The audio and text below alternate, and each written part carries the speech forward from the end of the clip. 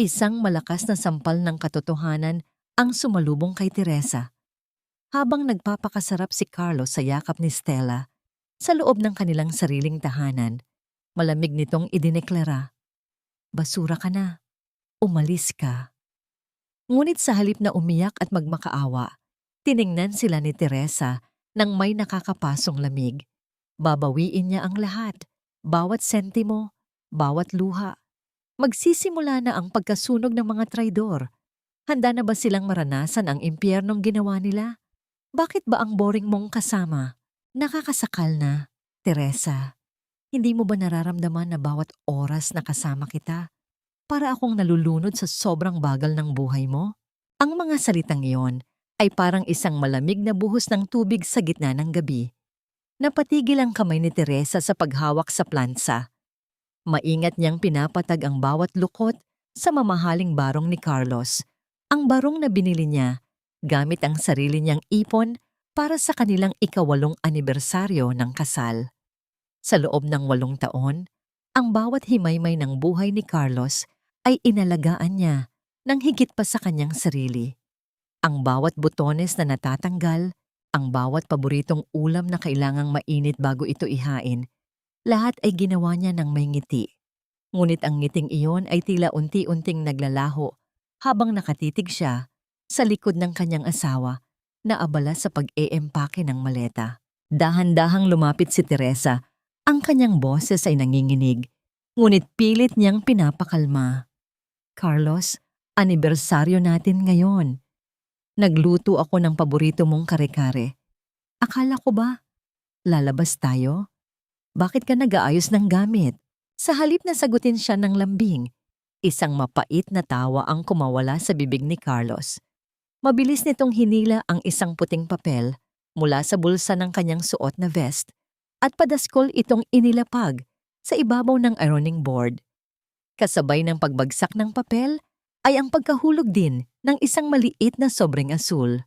Doon, sa ilalim ng maliwanag na ilaw ng kanilang silid, tumambad kay Teresa ang 2 business class ticket patungong Boracay. Sa itaas ng petsa ng pag-alis ay malinaw na nakasulat ang mga pangalan, Carlos Villafuerte at Stella Montes. Parang tumigil ang pag-ikot ng mundo ni Teresa. Ang pangalang Stella ay hindi bago sa kanyang pandinig.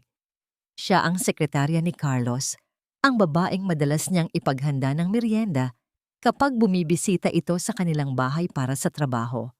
Ngunit ang makita ang pangalan nito katabi ng pangalan ng kanyang asawa sa isang bakasyon na diyapat ay para sa kanilang dalawa, ay parang isang punyal na unti-unting bumaon sa kanyang dibdib. "Sino si Stella sa buhay mo, Carlos?" Pabulong niyang tanong. Ang kanyang mga mata ay nagsisimula nang manabo sa luhang ayaw niyang ipakita. Hinarap siya ni Carlos. Ang mukha nito ay walang bakas ng pagsisisi, kundi puro pagkayamot. "Si Stella ang nagbibigay sa akin ng buhay na hindi mo kayang ibigay. Siya ang nakakaintindi sa mga pangarap ko. Hindi tulad mo na kontento na sa paglalaba at pagluluto. Sawang-sawa na ako sa amoy ng bawang at sibuyas na laging nakadikit sa balat mo, Teresa. Nakakaumay ka na." Tila may kung anong nagkapira-piraso sa loob ng dibdib ni Teresa. Ang kanyang mga kamay ay nanlamig, at ang hangin sa paligid ay tila naging lason na mahirap lang hapin. Hindi siya sumigaw, hindi siya nagmakaawa. Ang sakit ay masyadong malalim para sa isang ingay. Nanatili siyang nakatayo, yakap ang sariling braso habang pinapanood ang lalaking minahal niya ng buong puso na itulak ang maleta palabas ng kanilang pinto. Sa bawat hakbang ni Carlos palayo, tila tinatapak-tapakan nito ang 8 taon ng kanilang pagsasama. Ang mga sakripisyo ni Teresa, ang paghinto niya sa sariling karera para suportahan ang negosyo ni Carlos, ang pagtitiis sa mga gabing hindi ito umuuwi, at ang tahimik na pag-unawa sa lahat ng kanyang pagkukulang, lahat ng iyon ay itinapon sa isang iglap dahil lamang sa isang babaeng bago at mas masigla. Narinig ni Teresa ang malakas na tunog ng pagsara ng pinto sa labas. Ang huling hudyat na siya ay tuluyan nang iniwan sa dilim ng kanilang tahanan. Ang tanging ingay na natira sa loob ng bahay ay ang mahinang tunog ng pagtulo ng tubig mula sa gripo sa kusina. Tila nakikiramay sa bawat patak ng luhang, hindi na niya kayang pigilan. Tiningnan niya ang barong na nananatili pa rin sa ibabaw ng plansa. May sunog na bakas na ito, isang itim na marka na hinding-hindi na mabubura, katulad ng pagkawasak ng kanyang tiwala. Sa gitna ng katahimikan, isang katanungan ang umalingaw-ngaw sa kanyang isipan, isang tanong na nagmula sa pinakamalalim na bahagi ng kanyang sugatang kaluluwa. Bakit ang pag-ibig na itinanim mo ng may pag-aalaga ay sa isang iglap ay pwedeng anihin ng iba nang walang kahirap-hirap? Hanggang kailan kailangang manatiling tapat ng isang pusong wala nang mahawakan, kundi mga alaala ng pagkakanulo? Nakatayo si Teresa sa gitna ng silid, mag-isa, habang ang anino ng kanyang pagdurusa ay dahan-dahang lumalamon sa bawat sulok ng bahay na dati niyang tinawag na paraiso. Hindi pa man lubusang sumisikat ang araw ay binasag na ng isang matalas na boses ang nakatutuling katahimikan sa loob ng bahay ni Teresa. Ang tunog ng pagbukas ng pinto ay hindi isang paanyaya, kundi isang pagsakop. Pumasok si Doña Carmen, ang biyena ni Teresa, na tila isang reyna na handang maghasik ng puot sa isang kahariang nagluluksa. Hindi ka pa rin ba marunong mag-ayos? Kaya ka iniiwan ng asawa mo dahil mukha kang basahan na pinaglumaan ng panahon. Ang aga-aga, Teresa, mukha kang byuda na pinagsakluban ng langit at lupa. Tumayo si Teresa mula sa hapagkainan. Ang kanyang mga mata ay puyat at namumula, ngunit nanatili siyang tahimik. Pinanood niya ang kanyang biyenan na lumakad ng may pagmamalaki. Suot ang mga alahas na alam ni Teresa na siya ang nagbayad ng hulog sa bawat buwan. May dalang isang makapal na sobre si Doña Carmen at walang pasintabi nitong ibinalandra ang mga papel sa ibabaw ng mesa. Dahilan upang magliparan ng ilang mga resibo sa sahig. Ang tigas din ng mukha mo, Teresa. Binigyan ka na ng isang disente at matagumpay na asawa.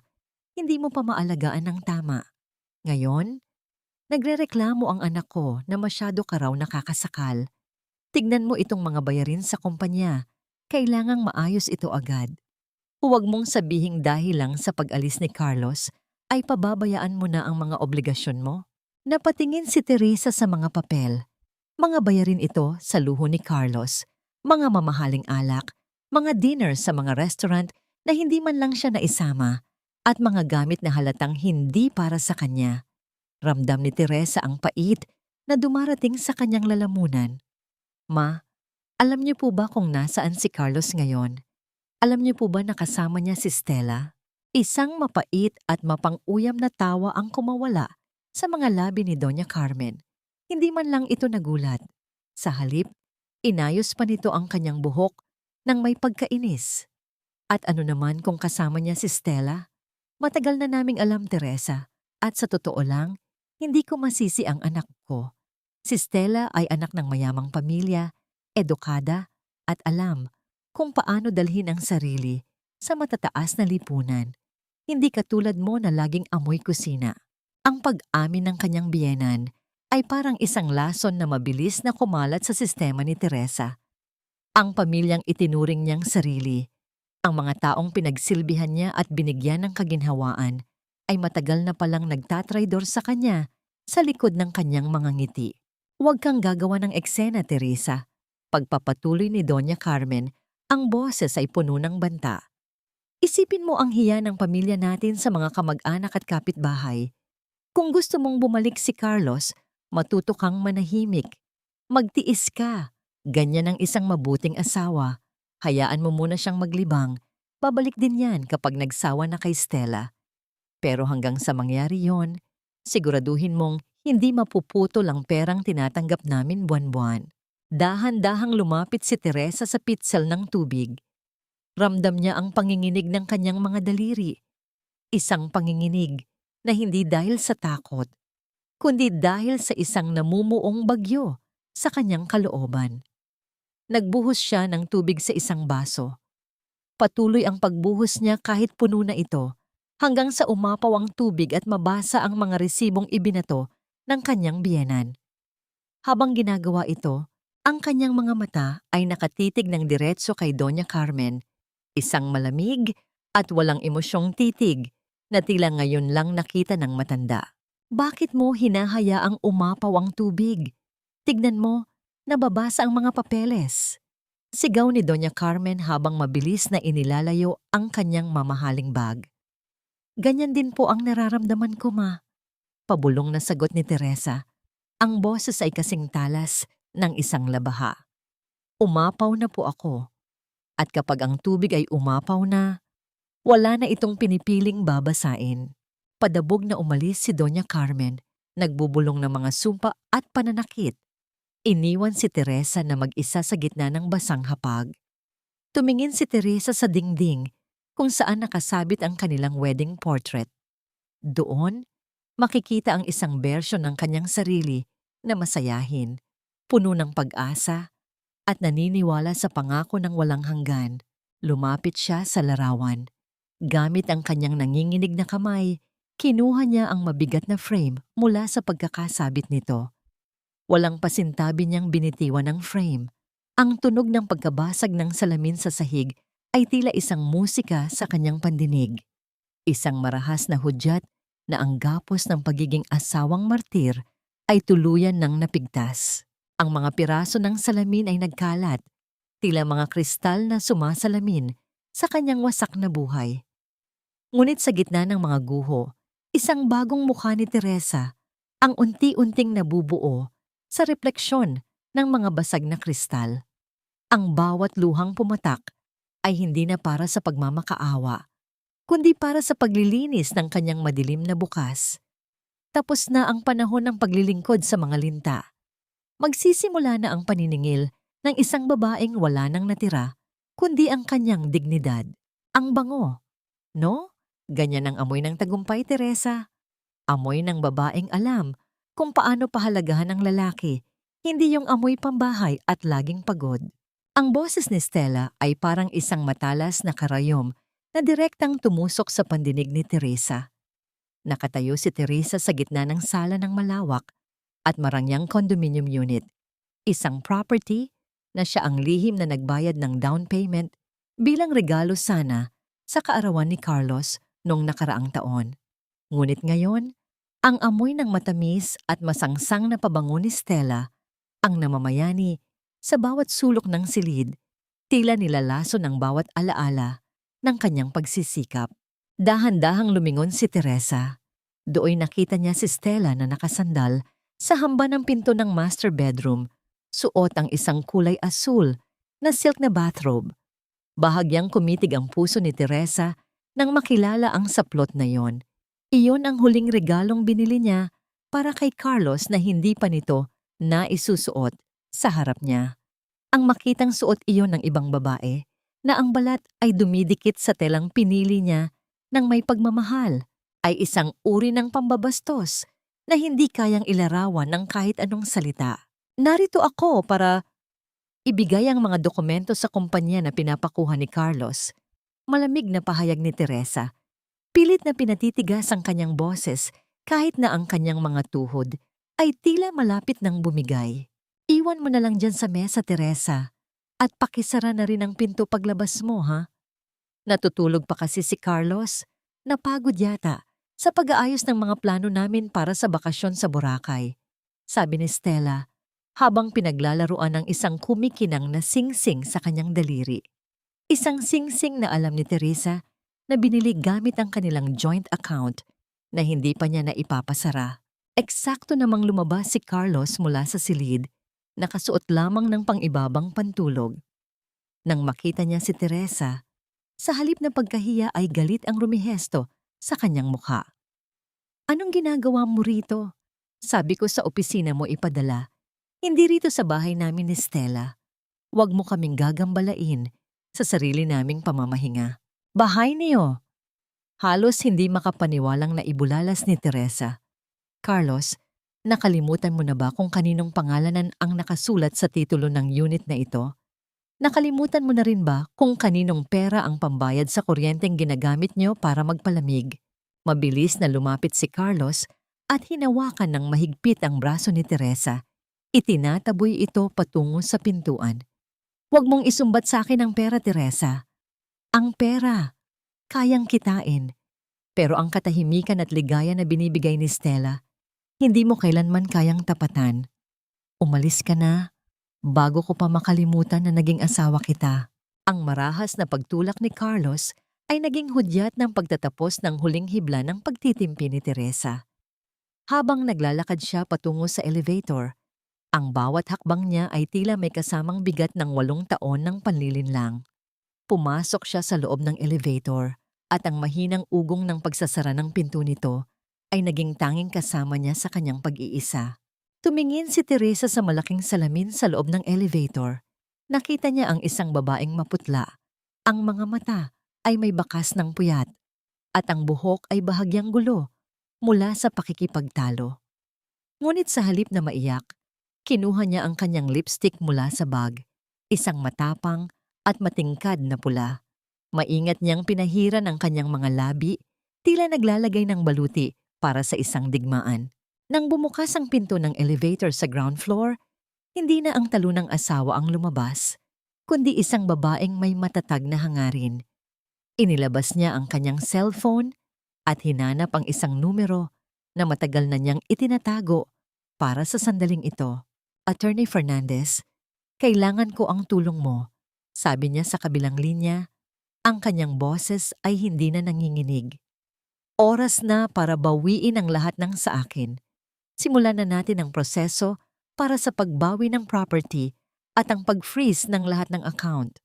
Gusto kong makita kung gaano kabango ang tagumpay ni Stella kapag wala na silang sahig na tatapakan." Habang naglalakad palabas ng gusali, sinalubong ni Teresa ang init ng araw. Ang amoy ng masangsang na pabango ni Stella ay tila dahan-dahang napapalitan ng amoy ng ulan, isang paglilinis na malapit nang dumating para sa kanyang sugatang buhay. "Sana umuwi ka na. Nagluto ako ng paborito mong ulam. Hihintayin kita kahit gaano katagal." Ipinadala ni Teresa ang mensaheng yon habang nakatingin sa umuusok na kaldero ng kare-kare. Ang bawat sangkap ay maingat niyang hiniwa. Bawat mani ay dinurog niya ng pino. Tila ba ang bawat galaw niya ay isang pagsamo. Ngunit sa likod ng kanyang mga mata, wala nang bakas ng pagmamakaawa. Ang kanyang pagluluto ay hindi na isang serbisyo ng pag-ibig, kundi isang bahagi ng isang malamig at kalkuladong plano. Ang pagpapasailalim ay isang maskara lamang, isang balat kayo upang hayaang malunod si Carlos sa sarili nitong kayabangan. Sa kabilang bahagi ng lungsod, sa loob ng marangyang kondo, malakas na tumawa si Carlos habang binabasa ang mensahe ni Teresa sa kanyang cellphone. Ipinakita niya ito kay Stella na kasalukuyang nagpapakulay ng kuko sa sofa. "Look at her, Stella. She's so desperate. Kahit anong gawin ko, kahit ipahiya ko pa siya sa harap mo, babalik at babalik pa rin siya para pagsilbihan ako. Ganyan siya ka-boring at kahina." Pang-uuyam ni Carlos habang itinatapon ng telepono sa ibabaw ng malambot na unan. "Poor Teresa," sagot ni Stella nang may mapait na ngiti. Akala niya siguro mabibili niya ang puso mo sa pamamagitan ng pagkain.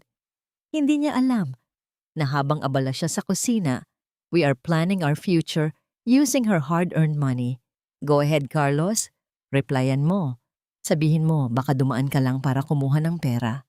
Habang nagpapakasasa ang dalawa sa kanilang panlalait, si Teresa naman ay nasa loob na ng isang malamig na opisina sa Makati. Kaharap niya si Attorney Fernandez, isang lalaking may matalas na paningin at walang kibo kung hindi kinakailangan.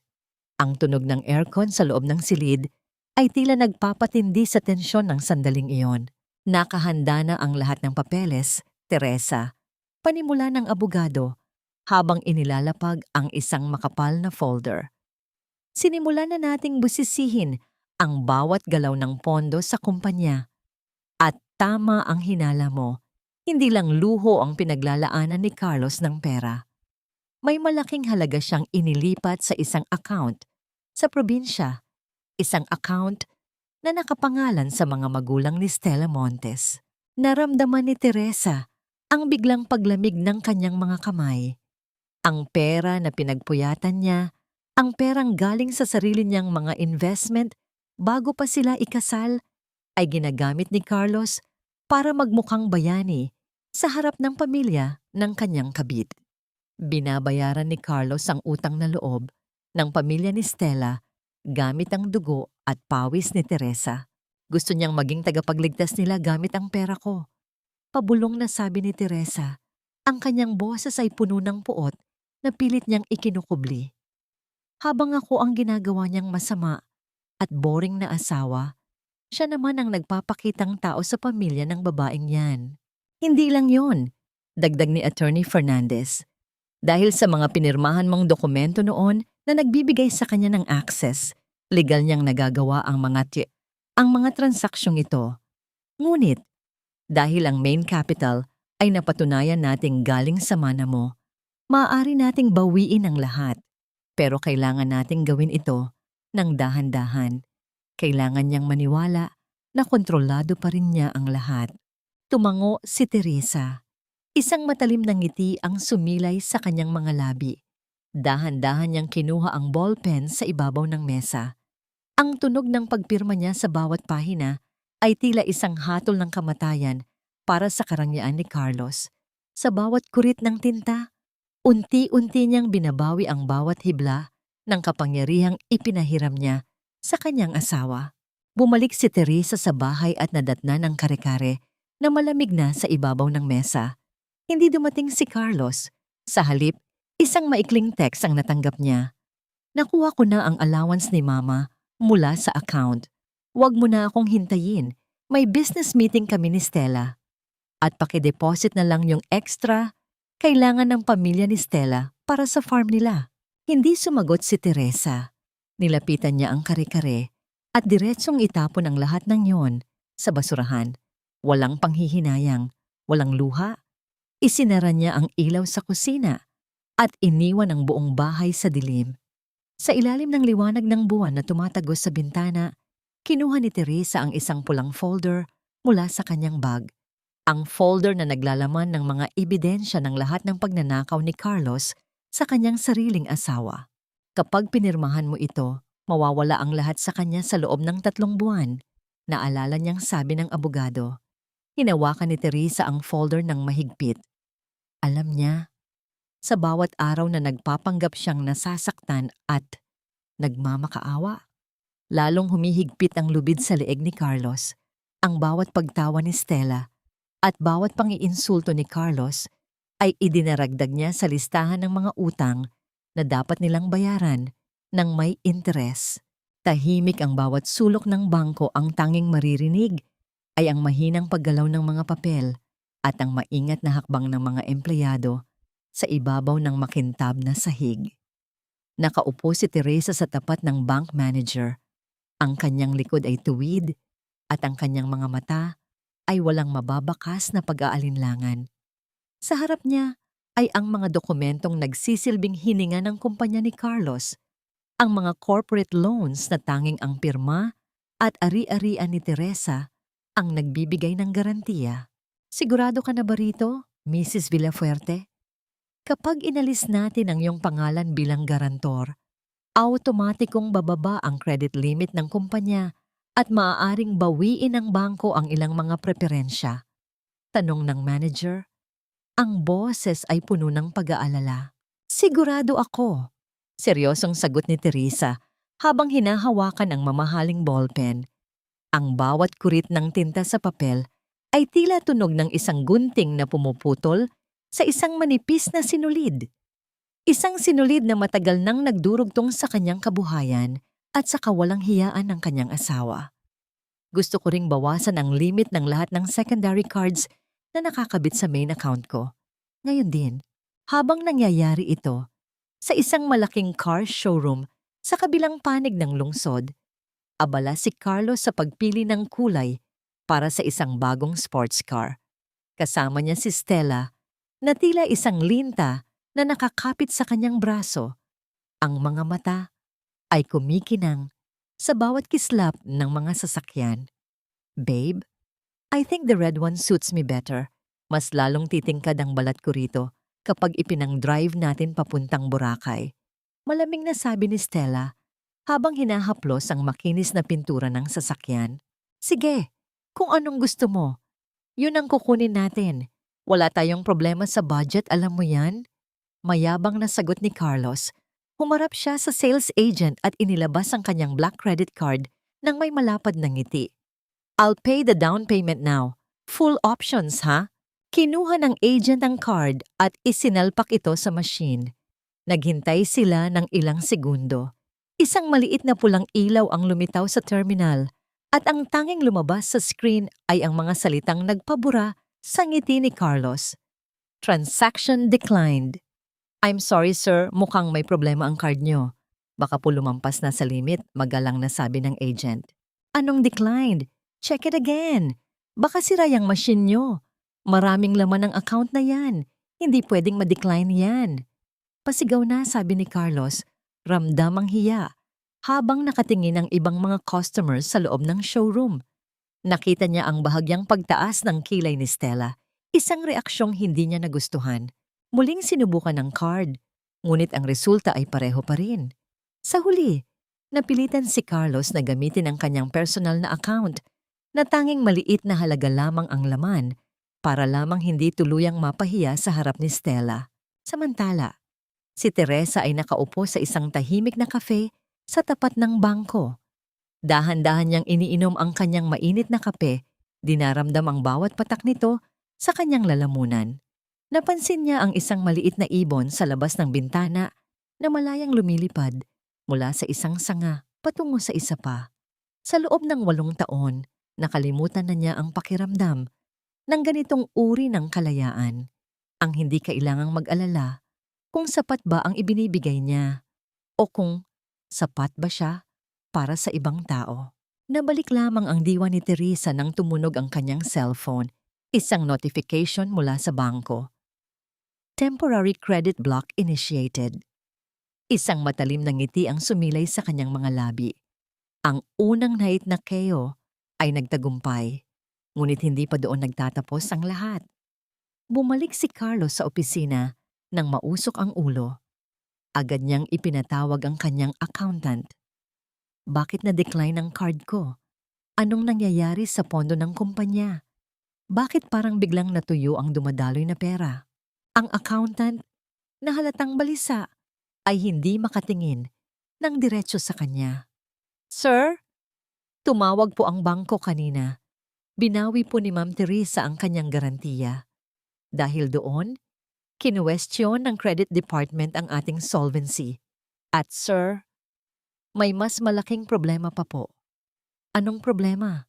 Bulyaw ni Carlos. Ang mga cheque na inisyo nyo para sa pamilya ni Miss Stella, mukhang tatalbog po ang mga yon bukas kung hindi tayo makakahanap ng bagong collateral. Nanigas si Carlos sa kanyang kinauupuan. Ang kanyang mga kamay ay nagsimulang manginig sa galit at takot. Ngayon lang niya naramdaman ang lamig na dulot ng katotohanan na ang kanyang kapangyarihan ay isang ilusyon lamang na binuo at pinrotektahan ni Teresa. At ngayong binawi na ng babaeng ito ang kanyang kamay. Nagsisimula ng gumuho ang kanyang mundo. Ang bawat halakhak na nagmumula sa sala ay tila mga laso na napilit dumarapo sa pandinig ni Teresa. Kahit na nasa malayo siya, sa loob ng isang madilim na silid sa kabilang bahagi ng lungsod, tanging ang malamig na asul na liwanag mula sa kanyang tablet ang tumatanglaw sa kanyang mukha. Sa screen, kitang-kita ang bawat galaw ng mga taong itinuring niyang pamilya. Isang pista ng mga linta, nagbubunyi sa dugong kanilang sinipsip mula sa kanyang mga ugat. Nasa gitna ng sala si Doña Carmen, hawak ang isang baso ng mamahaling wine, habang ang mga kamag-anak ni Carlos ay nakapalibot sa kanya. Sa wakas, nalinisan din ang bahay na ito sa amoy ng nakaraan. Maririnig na sabi ng matanda. Ang kanyang boses ay puno ng pagmamalaki sa harap ng mga bisita. Ang sarap huminga kapag wala na ang bigat na dala ng isang taong hindi marunong makibagay sa ating antas. Si Stella naman ay parang isang reyna na naglalakad sa paligid.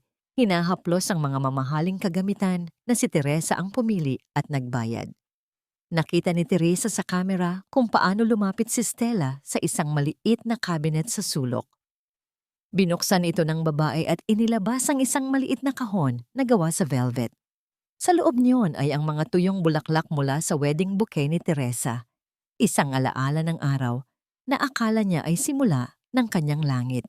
Walang pag-aalinlangang kinuha ni Stella ang mga tuyong bulaklak at itinapon ang mga ito sa isang itim na plastik ng basura. Masyadong makalat ang mga ganitong basura rito, Carlos. Magsisimula tayo ng bago, di ba? Sabi ni Stella, habang nakasandal sa dibdib ni Carlos, nakakapasok lang sa frame. Tumawa lamang si Carlos at hinalikan si Stella sa noo. Hindi man lang tiningnan ang alaala ng kanyang kasal na ngayon ay kasama na ng mga tirang pagkain at dumi sa basurahan. Sa kabilang dako, ramdam ni Teresa ang isang matalas na kirot sa kanyang dibdib. Ngunit hindi ito ang sakit ng isang sugatang asawa.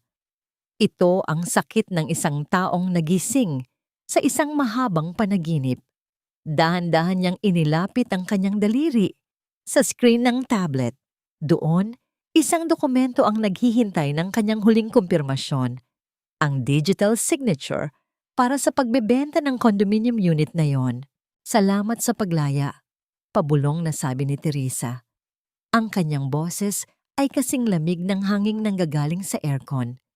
Sa isang mabilis na pagpindot, ang titulo ng bahay ay opisyal nang nailipat sa isang bagong nagmamay-ari. Isang kilalang investor na kilala sa pagiging walang awa pagdating sa pangongolekta ng ari-arian. Isang notification ang lumitaw sa kanyang screen. Ito ay mula sa taong bumili ng bahay, si Mr. Cheng. Tapos na ang transaksyon, Mrs. Villafuerte. Gusto mo bang ipa-evict ko na ba sila bukas? Ang aking mga tauhan ay handa nang ilabas ang kanilang mga gamit sa kalsada. Napahinto si Teresa. Tiningnan niya muli ang masayang mukha ni Doña Carmen at ang mapanuksong na ngiti ni Stella sa screen. Isang matalim na plano ang nabuo sa kanyang isipan. "Huwag muna," reply ni Teresa. Ang kanyang mga mata ay nagniningning sa ilalim ng madilim na silid. Hintayin natin ang kaarawan niya. Gusto kong maranasan nila ang pinakamataas na uri ng kahihiyan sa gitna ng kanilang pinakamalaking pagdiriwang. Hayaan mo silang magpakasasa sa panandaliang ligaya. Dahil ang pagbagsak nila ay magiging masakit at permanente. Inilapag ni Teresa ang tablet sa ibabaw ng mesa. Ang tunog ng pagtama ng device sa kahoy ay tila isang hudyat ng pagsasara ng isang kabanata. Tumayo siya at lumapit sa bintana. Tinitingnan ang mga ilaw ng lungsod na tila mga bituin na nagnanais ding kumawala sa dilim. Ang pista ng mga linta ay nagsisimula pa lamang, ngunit hindi nila alam na ang bahay na kanilang kinatatayuan ay hindi na sa kanila. Bawat tawa, bawat kagat ng pagkain, at bawat pang-iinsulto ay may katumbas na halaga na sisingilin ni Teresa sa tamang panahon. Ang mahinang pagyanig ng cellphone sa ibabaw ng mesa ay naging mitya ng isang mapanganib na laro. Tinitigan ni Teresa ang pangalan ni Doña Carmen na lumilitaw sa screen. Huminga siya ng malalim. Pinapakalma ang bawat hibla ng kanyang galit bago idikit ang telepono sa kanyang tainga. "Teresa, hija, kamusta ka na?" Ang boses ng kanyang biyenan ay kasing tamis ng pulot. Ngunit alam ni Teresa na may lason itong kasama. Wala na ang dating matatalas na salita at pagsigaw. "Alam mo naman na malapit na ang kaarawan ko, di ba? Gusto ko sanang magkaroon ng isang malaking pagtitipon para sa ating mga kamag-anak. Kaso, alam mo naman ang asawa mo, masyadong abala sa negosyo at medyo gipit ang cash flow ng kumpanya ngayon." Isang mapait na ngiti ang sumilay sa mga labi ni Teresa. Alam niyang gipit si Carlos dahil siya mismo ang humarang sa mga pondo. "Opo, ma. Nabalitaan ko nga po. Ano pong maipaglilingkod ko? Naisip ko lang, baka naman gusto mong ipakita sa lahat na maayos pa rin ang pamilya natin." Kung tutulungan mo akong magbayad para sa isang engrandeng selebrasyon sa Grand Plaza Hotel, baka mapalambot natin ang puso ni Carlos. Baka ma-realize niya na ikaw pa rin ang kailangan niya. Dagdag ni Doña Carmen, ang tono ay puno ng mapanlinlang na pangako. Sige po ma, gagawin ko po. Pabulong na sagot ni Teresa. Ang boses ay tila isang sugatang asawa na kumakapit sa huling pag-asa. Ibibigay ko po ang huling ipon ko para sa inyo. Gusto ko lang pong maging masaya ang pamilya natin. Kahit na masakit ang ginawa ni Carlos. Pagkatapos ng tawag, mabilis na lumingon si Doña Carmen kay Stella na nakaupo sa tabi niya. Nagtawanan ng dalawa, isang tunog na puno ng pangungutya. Ang tanga talaga ng babaeng yan, sabi ni Doña Carmen habang umiiling. Kahit ginagago na siya, nagbibigay pa rin ng pera. Sige, gamitin natin ang pera niya para sa pinakamahal na party na makikita ng buong angkan. Hinawakan ni Stella ang braso ni Carlos nang pumasok ito sa silid. Babe, since Teresa is paying for the party, why don't you propose to me there? Isang malaking statement sa harap ng lahat. Ipakita natin sa kanya kung sino na ang tunay na reyna ng buhay mo. Let's make it the most humiliating night for her. Napangiti si Carlos, ang kanyang kayabangan ay muling nag-alab. Good idea, Stella. Gagamitin natin ang huling pera niya para ipagdiwang ang ating kinabukasan. She deserves to see what she loves. Habang abala ang mga traidor sa pagpaplano, si Teresa naman ay nasa loob ng kanyang walk-in closet. Dahan-dahan niyang hinaplos ang isang telang kulay pula, isang matapang at matingkad na pula na tila apoy na handang tumupok sa lahat ng dumi. Iba ito sa mga kulay pastel at mapupusyaw na damit na lagi niyang isinusuot noon para lang magustuhan ni Carlos. Ngayon, ang pipiliin niya ay ang kulay ng tagumpay at paniningil. Ito ang kanyang golden moment. Isinuot niya ang damit sa harap ng salamin. Ang tela ay yumayakap sa kanyang katawan ng may dignidad, tila isang baluti na nagbibigay sa kanya ng lakas. Hindi na siya ang babaeng nagtatago sa kusina. Siya na ang reyna na naghahanda para sa huling laban. Bumalik siya sa kanyang mesa at binuksan ang laptop. Isang mensahe ang ipinadala niya sa coordinator ng Grand Plaza Hotel. May mga espesyal na instruction siyang ibinigay, mga kondisyon sa kontrata na hindi alam ni Carlos o ni Doña Carmen. Isang bitag na pinalamutian ng mga bulaklak at kristal, ngunit may talim na nakatago sa ilalim. Samantala, tinawagan ni Carlos ang hotel. I want the diamond package, pinakamahal na menu, pinakamahal na alak, at ang pinakagrandeng dekorasyon. Don't worry about the price. Mrs. Villafuerte will settle everything. Hindi alam ni Carlos na sa bawat order na idinaragdag niya, lalong lumalalim ang hukay na kanyang kinatatayuan. Ang kanyang credit card na nakakabit sa account na dahan-dahang kinikitil ni Teresa ay tila isang ticking time bomb na naghihintay na lamang ng tamang sandali upang sumabog. Ang bawat segundong lumilipas sa loob ng showroom ng mga sasakyan ay tila isang dahan-dahang pagpiga sa leeg ni Carlos. Nakatayo siya sa gitna ng makintab na sahig, pinalilibutan ng amoy ng bagong leather at pintura, habang ang mga mata ng mga empleyado ay tila naging mga mapanghusgang hukom. Muli niyang isinalpak ang kanyang gintong credit card sa terminal, ngunit ang tanging maririnig ay ang mahinang tunog ng pagbuga ng maliit na papel na naglalaman ng parehong mensahe. Transaction declined. Anong declined? Kanina pa kayo. Sabi ko sa inyo, may problema ang koneksyon niyo sa bangko o baka naman sira ang machine na yan.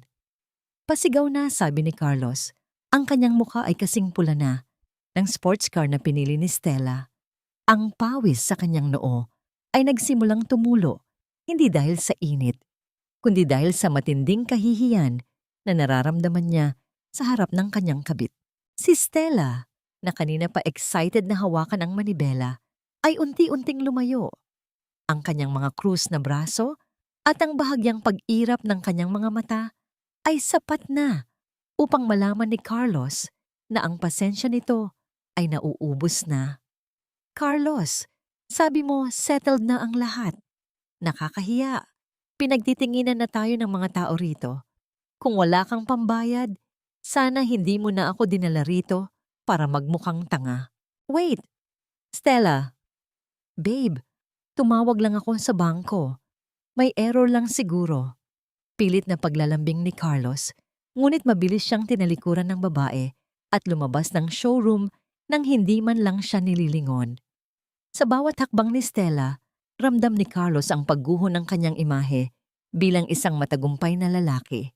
Sa kabilang bahagi ng lungsod, sa loob ng tahimik at malamig na opisina ni Attorney Fernandez, ang tanging maririnig ay ang mahinang pagkaluskos ng mga papeles. Nakaupo si Teresa. Hawak ang isang fountain pen na tila isang sandata.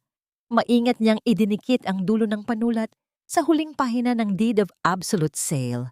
Ang bawat kurit ng kanyang lagda ay ang pinal na hatol para sa condominium unit na naging saksi sa kanyang mga luha at sa pagtataksil ng kanyang asawa. Tapos na, Teresa. Sa sandaling ito, ang titulo ay opisyal nang nailipat sa bagong nagmamay-ari. Pahayag ng abogado habang inaayos ang mga dokumento. Naisagawa na rin ang paglipat ng pondo patungo sa iyong offshore account. Wala nang bakas ng perang ito sa mga joint accounts niyo ni Carlos. Isang malalim na paghinga ang pinakawala ni Teresa. Tumayo siya at lumabas ng opisina, naglakad patungo sa isang malapit na parke. Naupo siya sa isang bakanteng bangko sa ilalim ng isang malaking puno ng nara. Pinanood niya ang mga bata na masayang naghahabol sa mga ibon. Ang kanilang mga tawa ay tila isang gamot sa kanyang sugatang puso. Ito ang kanyang golden moment, isang sandali ng kapayapaan sa gitna ng nagngangalit na bagyo. Napagtanto niya na sa loob ng 8 taon, nakalimutan niyang ang mundo ay nananatiling maganda kahit wasak ang kanyang sariling tahanan. Nabalik lamang ang diwa ni Teresa nang marinig niya ang mahinang pagyanig ng kanyang telepono. Ngunit hinayaan niya lamang itong tumunog. Alam niyang si Carlos iyon, humihingi ng paliwanag, o baka naman nagmamakaawa para sa pera. Ngunit para kay Teresa, ang boses ni Carlos ay isa na lamang ingay mula sa nakaraan na hindi na nararapat pakinggan. Habang pauwi sa kanilang tinutuluyang kondo, ang katahimikan sa loob ng sasakyan ni Carlos at Stella ay kasing bigat ng isang libingan. Sinubukan ni Carlos na hawakan ang kamay ni Stella, ngunit mabilis itong iniwas ng babae. Carlos, aminin mo nga sa akin, totoo ba ang mga sabi-bisabi na ang asawa mo talaga ang may hawak ng pera? Kaya ba tayo nagkakaganito? Matalim na tanong ni Stella. Ang kanyang boses ay wala ng bakas ng tamis. Hindi ako papayag na mamuhay sa hirap. Kung hindi mo kayang ibigay ang buhay na ipinangako mo, baka nagkakamali ako sa pagsama sa iyo. Hindi totoo yan. Akin ang kumpanya, Stella. May pansamantalang problema lang kami sa audit kaya na-freeze ang ilang accounts. Pagsisinungaling ni Carlos, ang kanyang boses ay nanginginig sa takot na baka iwan siya ng tanging dahilan kung bakit niya itinapon ang kanyang kasal. Ngunit ang kasinungalingan ni Carlos ay mabilis na nabura ng tumunog ang kanyang cellphone.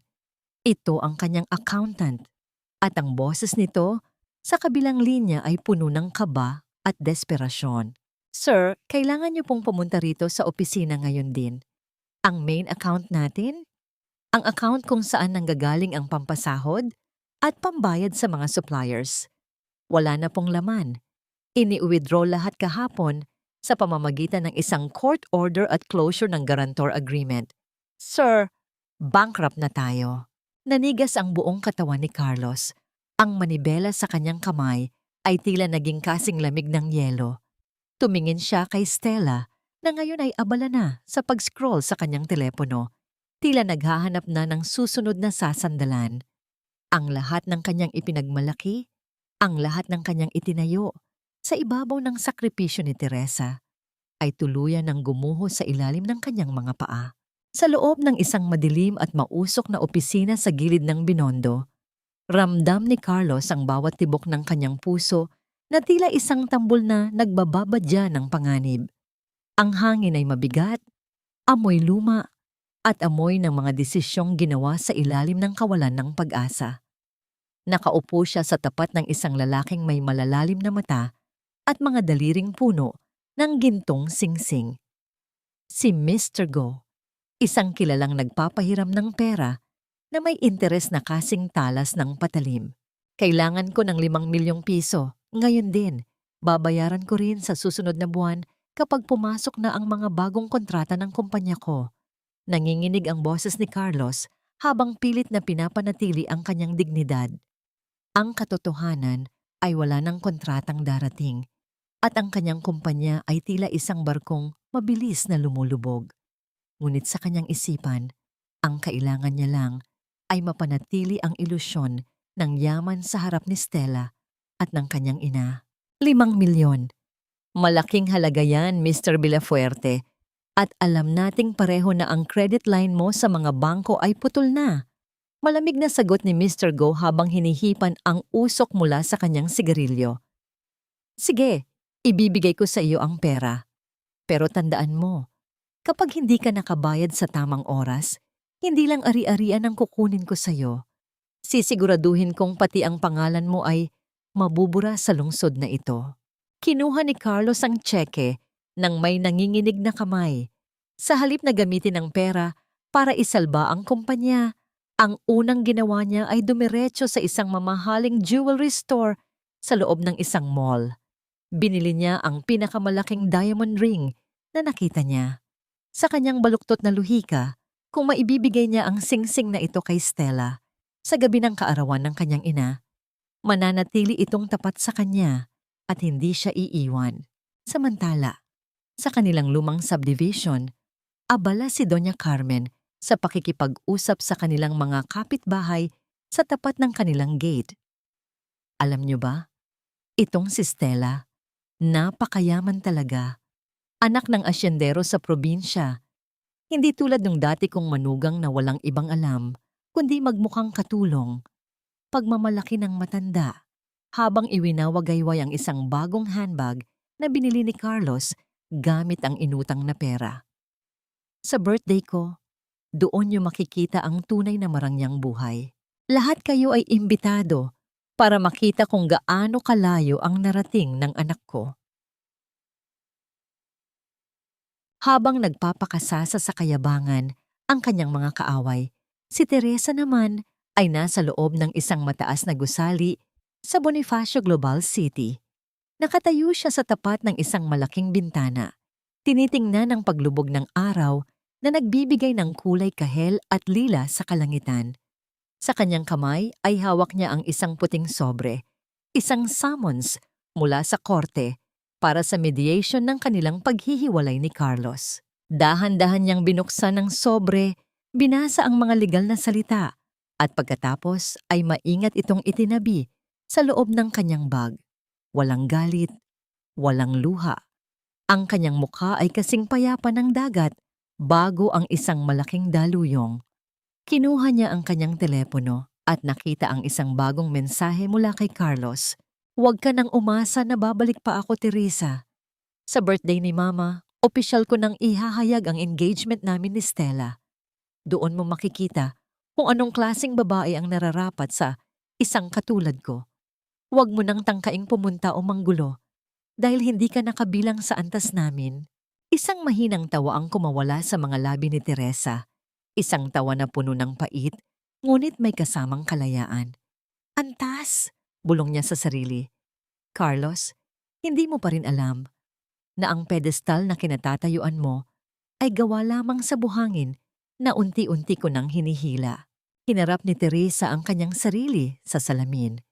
Pinanood niya ang refleksyon ng isang babaeng hindi na nagtatago sa anino ng iba. Bukas ang araw ng pagdiriwang. Bukas ang araw ng kapanganakan ni Doña Carmen. Ngunit para kay Teresa, ito ang araw ng muling pagsilang ng kanyang tunay na pagkatao. Kinuha niya ang kanyang pulang gown mula sa lalagyan nito. Ang bawat sequin at bawat tahi ng tela ay tila sumasalamin sa kanyang determinasyon. Habang dahan-dahan niyang hinahaplos ang malambot na tela, narinig niya ang mahinang tunog ng ulan na nagsisimulang pumatak sa bintana. Tila isang hudyat na Ang panahon ng paghihintay ay tapos na. Let the show begin, pabulong niyang sabi habang pinapatay ang ilaw ng kanyang silid. Iniwan ang buong silid sa isang nakakabinging katahimikan na punong-puno ng panganib para sa mga taong nagtraidor sa kanya. Ang bawat ilaw, ang bawat dekorasyon, ang bawat tao sa loob ng Grand Plaza Hotel ay parang mga sundalo na handang lumahok sa isang malaking labanan. Gabi na. Ang chandelier sa itaas ay nagbibigay ng liwanag sa mahahabang mesa na puno ng mga mamahaling pagkain at alak. Naroon si Doña Carmen, nakasuot ng isang mamahaling gown. Ang kanyang muka ay punong-puno ng kasiyahan habang ang mga bisita ay binabati siya. Nasa tabi niya si Stella. Ang kanyang kamay ay nakahawak sa braso ni Carlos na nakasuot ng isang bagong tuxedo. Nagpapalipat-lipat ang mga kamag-anak ni Carlos, nagbubulungan at nagtatawanan habang pinag-uusapan ang bagong kakaibang pag-ibig ni Carlos. Ang bawat salita ay tila isang kutsilyo na dahan-dahang tumatagos sa puso ni Teresa kahit na hindi siya naroroon. Si Carlos ay nakahawak ng mikropono, ang kanyang mga mata ay kumikinang sa saya at kayabangan. Mga mahal kong kamag-anak at kaibigan, ngayong gabi, gusto kong ipahayag ang isang napakalaking anunsyo. Panimula niya, ang kanyang boses ay puno ng pagmamalaki. Matapos ang mahabang paglalakbay, natagpuan ko na rin ang tunay na babaeng para sa akin, si Stella. Stella, handa ka na bang maging asawa ko? Nagsimulang magpalakpakan ang mga bisita. Ang ilan ay may halong pagtataka sa kanilang mga mata. Nang walang pag-aalinlangan, pumayag si Stella at niyakap si Carlos sa harap ng lahat. Naging masaya ang paligid. Ang kanilang tawanan at usapan ay nagbibigay diin sa kanilang pagiging masaya. Ngunit sa gitna ng lahat ng kasiyahan, ang pintuan ng Grand Ballroom ay biglang bumukas. Dahan-dahang pumasok si Teresa. Ang kanyang pulang gown ay parang isang nagliliyab na apoy na nagbibigay ng liwanag sa bawat sulok ng silid. Ang kanyang buhok ay nakataas. Ang kanyang mga labi ay may matapang na kulay. At ang kanyang mga mata ay naglalaman ng isang misteryosong kapangyarihan na hindi pa nakikita ng sinuman. Ang bawat hakbang niya ay tila nagbibigay ng katahimikan sa buong silid. Nagsitigil ang mga usapan, tumigil ang pagtawa, at ang lahat ng mata ay nakatutok sa kanya. Si Carlos, Doña Carmen at Stella ay tila napako sa kanilang mga kinatatayuan. Ang kanilang mga muka ay puno ng pagtataka at pangamba. Sa kanyang kamay, hawak niya ang isang maliit na kahon. Dahan-dahan siyang lumapit sa entablado. Ang kanyang bawat kilos ay may kasamang misteryo. Nang makarating na siya sa harap ng entablado, inabot niya ang mikropono mula sa kamay ni Carlos. "Magandang gabi po sa inyong lahat," malumanay niyang sabi. Ang kanyang boses ay sapat na upang punan ng buong silid. "Ma, happy birthday po. May inihanda po akong espesyal na regalo para sa inyo." Dahan-dahan niyang binuksan ang kahon na kanyang dala. Hindi ito isang mamahaling alahas o regalo na inaasahan ng lahat. Sa loob ng kahon ay ang isang papel, ang kaso ng formal na demanda para sa paghihiwalay. Nagulantang ang lahat. Ang mga mata ng mga bisita ay naguguluhan. Ang mga ngiti ay naglaho at ang katahimikan ay naging kasing tahimik ng isang libingan. Para sa inyong kaarawan, Ma, ibinibigay ko po sa inyo ang kalayaan ko. Ang kalayaan na hindi na maging alipin ng pag-ibig na hindi ako pinalaya. Itinabi ni Teresa ang kahon. Pagkatapos ay naglapit ang isang lalaking may makapal na katawan at may matalas na mata, ang manager ng hotel. "Mr. Villafuerte, can we speak in private? You haven't paid your bill and the diamond package you ordered is not covered." Hindi makapaniwala si Carlos, hindi alam kung anong dapat gawin. Hiniling niya na tawagan ang kanyang bangkero. Ngunit sa halip na sagutin ang tawag ni Carlos, bumulong si Teresa sa kanyang tenga. "Ang inyong asawa, Ginoo, ay walang pera. Ang kanyang mga card ay na-block." Ang lahat ay inilipat na sa akin. Sa halip na magalit, ngumiti si Teresa. Magandang gabi. Huwag mong isipin ang tungkol sa akin, kundi kung paano ka makakaligtas sa kahihiyan na ikaw mismo ang lumikha. Ang galit, pagtataka, at takot ay sumilay sa mga mata ni Carlos. Lumingon siya sa kanyang ina. Ang mga salita na ibinulong ni Teresa ay kasing talim ng kutsilyo. Sa wakas, ang mga bisita na nagkukunwari na sila ay mahilig sa kanya, ay nagsimula na ring tumalikod sa kanya. Nagtagumpay ang plano ni Teresa. Sa harap ng lahat, nawalan ng karangalan at yaman si Carlos. Ang kanyang pag-ibig at pangako kay Stella ay walang saysay. Naging bangkarota siya. At ang kanyang ina, si Doña Carmen, ay natulala sa kahihiyan. Ang bawat segundo na lumilipas sa loob ng Grand Plaza Hotel ay parang isang pagputok ng mga bomba, isang sunod-sunod na pagtatanggal sa lahat ng kayabangan at ilusyon ni Carlos. Sa gitna ng pagkakagulo, nanatiling kalmado si Teresa. Ang kanyang mga mata ay nakatuon sa gitna ng gulo, tila isang general na nagmamasid sa kanyang hukbo. Nagsimula ang lahat ng ang manager ng hotel sa harap ng lahat ay ipinaalam sa publiko na ang diamond package ng kanilang okasyon ay hindi pa nababayaran. Ang mga tanong at bulungan ay umalingaw-ngaw sa buong ballroom. Si Carlos, sa gitna ng gulat, ay sinubukang tumawag sa kanyang bangkero, ngunit walang sumasagot. Stella, wag mo kong iwan! Nanghihinang bulong ni Carlos sa kanyang kabit. Ngunit ang babae ay tila natakot. Ngumiti lamang ito sa kanya nang may pag-aalipusta. Carlos, paano na ngayon? Ako kailangang umalis na. Hindi ako makakasama sa mga taong wala ng kahit ano. Ang mga salitang yon ay parang isang malakas na sampal sa mukha ni Carlos.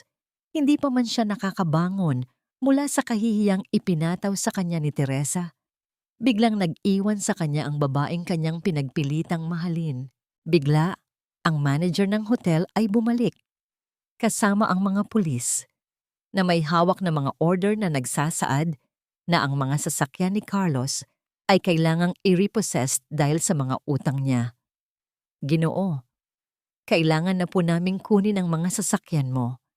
Ang diamond package na ito ay dapat bayaran at ang mga tseke mo ay hindi natatanggapin ng bangko. Paliwanag ng manager, ang kanyang mga salita ay parang isang pahayag ng digmaan. Sa loob ng ballroom, ang mga bisita ay unti-unting nagsimulang lumayo. Ang mga dating kamag-anak at kaibigan ni Carlos ay tumalikod sa kanya. Ang kanilang mga ngiti ay napalitan ng pagkasuklam. Ang bawat hakbang na paalis nila ay tila isang dagdag na sampal sa kanyang mukha. Sinubukan ni Carlos na lumapit kay Teresa upang magmakaawa, ngunit mabilis siyang hinarangan ng mga pulis. Ang kanyang mga kamay ay nanginginig, ang kanyang mga mata ay puno ng takot. Teresa, ano ba ang ginawa mo sa akin? Bakit mo ginawa sa akin to? Walang sinabi si Teresa. Sa halip ngumiti lamang siya sa kanyang asawa, isang ngiti na puno ng awa at pagtanggi. Sa wakas, ang mga pulis ay nag-utos na dalhin si Carlos at Stella palabas ng hotel. Ang kanilang pag-alis ay sinundan ng malakas na pagtawa at pag-uusap. Sa paglabas ng hotel, nakita ni Carlos na ang kanyang mundo ay gumuho sa harap ng kanyang mga mata. Ang kanyang mga sasakyan ay tinanggal. Ang kanyang tahanan ay ibinenta. Ang kanyang imahe bilang isang matagumpay na lalaki ay nawasak. Naglakad siya papunta sa kalsada, nakatingin sa kawalan, habang ang mga ilaw ng lungsod ay tila nagliliwanag sa kanyang pagkadurog. Samantala, si Doña Carmen ay nakatayo sa gitna ng gulo, umiiyak at nananangis. Tinawag niya si Carlos na walang kwenta. Siya ay nalantad sa kahihiyan at ang kanyang mga plano para sa isang magandang kinabukasan ay nawala. Pagkatapos ng lahat ng ito, ang mga pulis ay nag-utos na dalhin si Carlos sa istasyon ng pulisya. Ang mga salitang pagsinungaling at pandaraya ay tila sumasalamin sa kanyang isipan. Nang umalis ang mga pulis, lumapit si Attorney Fernandez kay Teresa. Mahusay mong ginawa, Teresa. Ikaw ay isang malakas na babae at ikaw ay karapat-dapat sa isang mas mahusay na buhay. Sa kabila ng kaguluhan, ang mga mata ni Teresa ay nagniningning. Bago umalis, nagpaalam siya sa kanyang mga kaibigan at umuwi. Sa kanyang pag-alis, natanggap niya ang isang tawag mula kay Mr. Cheng, ang lalaking bumili ng kanyang condominium. Mrs. Villafuerte, paumanhin po, pero dapat na naming ilabas ang mga gamit ni Mr. Carlos Villafuerte sa kondo. Wika ni Mr. Cheng sa telepono. Napatango si Teresa. Sige po, Mr. Cheng, pero kung maaari, huwag mo nang bigyan ng kahit anong gamit ang mga taong nakatira doon. Titiyakin ko na walang kahit anong bagay na sa akin ang maibibigay sa kanila. Sa kanyang pag-uwi, napagtanto ni Teresa na ang kanyang paglalakbay ay hindi pa tapos. Ngunit alam niya na sa wakas, siya ay malaya na. Ang mga segundo na lumilipas sa loob ng makasaysayang istasyon ng pulisya ay tila mga yelo na unti-unting tumutunaw sa loob ng puso ni Carlos. Sa loob ng isang selda, habang ang lamig ng bakal ay bumabalot sa kanyang katawan, ramdam niya ang bawat hibla ng kanyang kayabangan na unti-unting naglalaho. Ang mga salitang pagsisinungaling at pandaraya ay umuulit sa kanyang isipan, parang isang sumpa na hindi niya kayang takasan. Sa kabilang dako, ang mga kamag-anak at kaibigan na dating yumakap at pumuri sa kanya ay tumanggi nang dumating ang kanilang oras. Ngayon, wala na siyang matatakbuhan. Si Stella, na dati niyang ipinagmamalaki, ay nawala na parang bula. Ang kanyang pagmamahal ay tila isang kasinungalingan lamang. Sa kanyang pagmumuni-muni, nagising si Carlos sa tunay na kahulugan ng kanyang buhay. Ang kanyang yaman ay isang ilusyon. Ang kanyang kapangyarihan ay isang bula. At ang kanyang kaligayahan ay isang bitag na nilikha ng kanyang sariling pagmamataas. Sa kalagitnaan ng kanyang pagdurusa, nagising si Carlos sa tunog ng boses ng isang pulis. Villafuerte, may tumatawag sa iyo. Sa kabilang linya ng telepono, isang boses ang nagbunsod ng isang katanungan. Carlos, bakit mo nagawa ito sa akin? Sabi ng isang tinig. Teresa? Oo, nagpapadala ako ng isang regalo sa iyong kabiguan. Ang tanging natanggap ni Carlos ay ang pagbabanta ng pagbebenta ng kanyang mga ari-arian. Sa kanya, na hindi pa rin makapaniwala sa kanyang kapalaran, walang pagpipilian kundi ang sumuko. Sa pag-alis ng istasyon, nakita niya ang kanyang dating kagalit-galit na ginang. Tinitigan niya si Teresa, ngunit ang nakita niya ay hindi pagmamay-ari ng kanyang nakaraan. Ang kanyang mukha ay puno ng kalayaan at ng kapangyarihan. Carlos, hindi ka na malaya sa aking mga gawa, sabi ni Teresa. Kaya nga, humayo ka sa iyong kinabukasan. Hindi mo na kailangan pa akong makita. Tumayo si Teresa sa tapat ng kanyang lumang bahay. Nag-isa ang kanyang ina. Tumahimik ang kanyang katawan. Ginanap na sa wakas ang seremonya ng paglaya. Habang tumatagal ang araw, umuwi si Carlos sa bahay. At nang dumating siya, nagulat siya sa isang mensahe mula sa admin ng kanyang tirahan. Sir, pinapalabas na po namin ang inyong mga gamit. May bago ng may-ari ang inyong unit. Sa pagtatapos ng gabi, nakatingin si Carlos sa gumuho niyang mundo. Ang mga luha ay dumadaloy sa kanyang mga pisngi. Isang tanda ng pag-alis ng kanyang mga luho. Alam niya na ang kanyang hinaharap ay malayo sa kanya. At ang kanyang buhay ay magiging isang mahabang labanan para sa kaligtasan.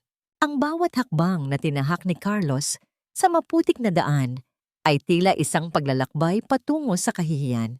Ang dating gwapo at mayaman na lalaki ay naging isang anino lamang ng kanyang sarili, isang kalansay ng kanyang dating pagkatao. Sa kanyang mga labi ay napakaraming sigaw at reklamo. Ilang buwan ang lumipas, ang dating ganda ng kanyang katawan ay nawala, at siya ay naging isang hamak na manggagawa. Ang kanyang mukha ay puno ng mga bakas ng paghihirap.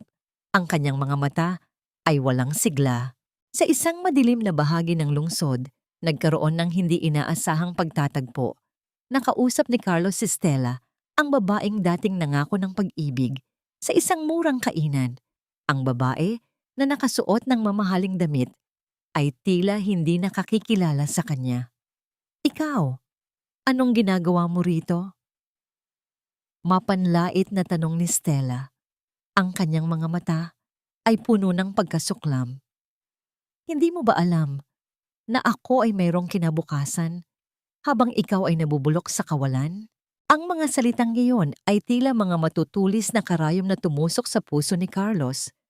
Ang kanyang mga luha ay tumulo at ang kanyang huling pag-asa ay gumuho. Sa kabilang dako, sa gitna ng lungsod, si Teresa ay nagbago. Ang kanyang buhok ay pinaikli, ang kanyang mga mata ay nagliliwanag, at ang kanyang mga labi ay ngumingiti sa pag-asa.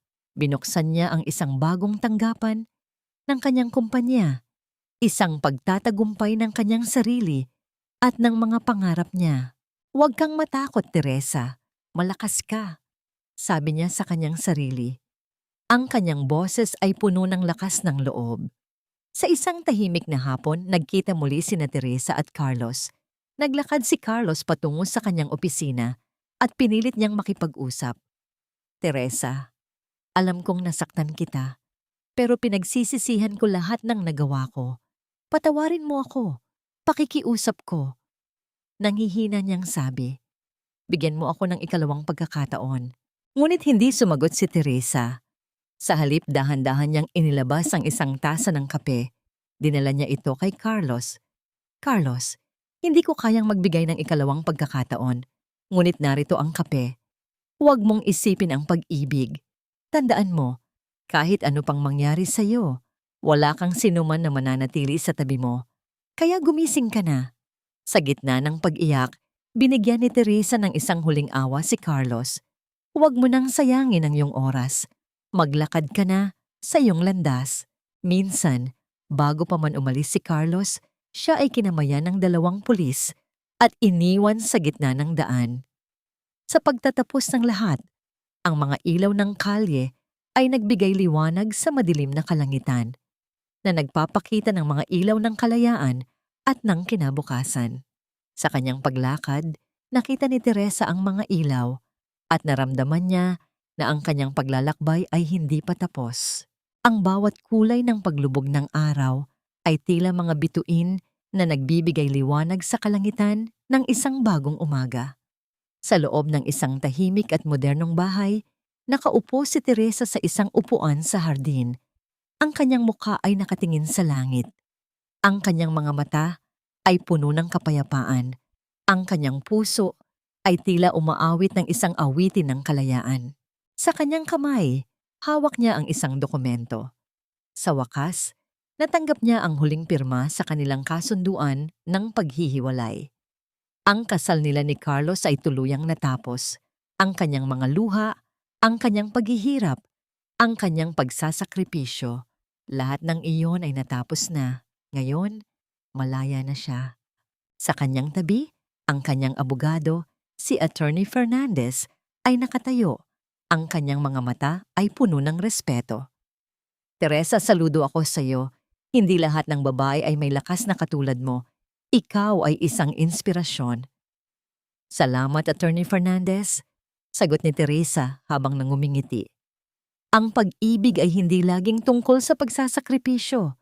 Minsan, kailangan mo ring isakripisyo ang mga taong hindi karapat-dapat sa iyong pagmamahal.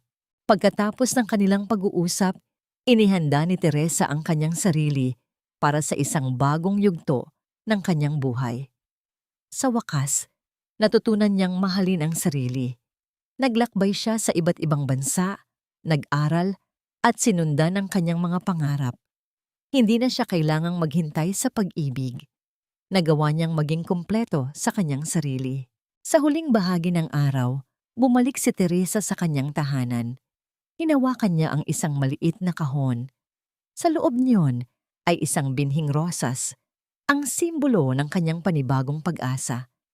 Lumapit siya sa hardin. Sa kanyang mga kamay, itinanim niya ang binhi sa lupa. Hinaplos niya ang lupa, hinintay ang umaga. Huwag mong hayaan na maging masama ang iyong sarili. Huwag kang sumuko sa buhay. Huwag mong hayaan ang mga negatibong tao na tumupok sa iyong kaligayahan, pabulong na sabi ni Teresa. Sa kanyang mga mata, nakita niya ang paglago ng rosas. Sa kanyang puso, naramdaman niya ang saya. Ang kanyang paglalakbay ay nagtapos. Ngayon, handa na siyang mamuhay ng isang magandang buhay at sa wakas, mapagtatagumpayan niya ang kanyang sarili.